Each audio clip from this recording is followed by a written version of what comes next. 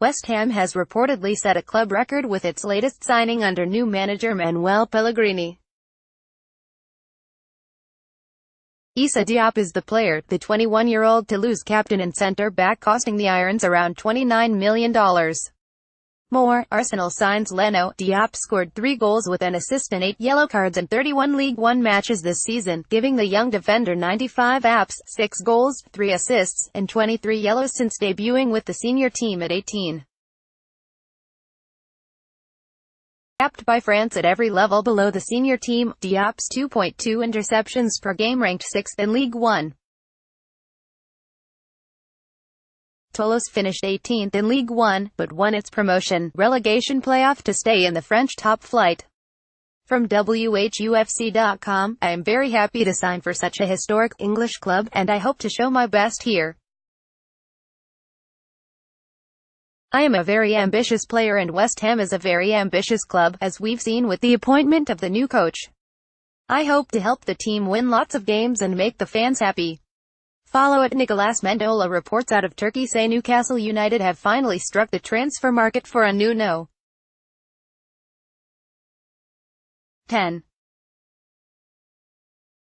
More, West Ham adds Diop. Axam reports that Rafa Benitez got the Magpies hierarchy to activate a near $12 million release clause for Besiktas midfielder Oguzhan Ozyakup. The 25-year-old was part of Arsenal's youth setup until 2012, making 2 League Cup appearances in 2011-12 before moving to Besiktas. Dutch-born Ozyakup is 35 times capped with a goal for Turkey, twice captaining the Crescent Stars. Ozyakup lost playing time to Talisca this season, and registered just 4 assists in 24 appearances. In 219 appearances for Besiktas, he's posted 27 goals with 50 assists.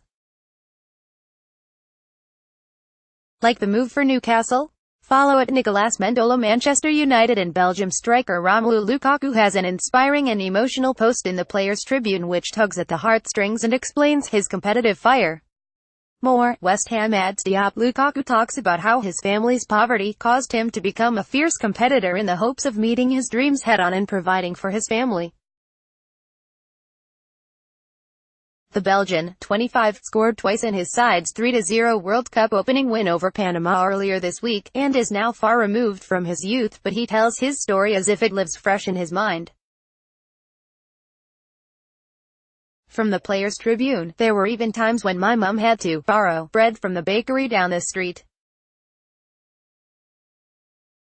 The bakers knew me and my little brother, so they'd let her take a loaf of bread on Monday and pay them back on Friday. Lukaku also talks about racism in football, his debut for Anderlecht, and that aforementioned competitive drive.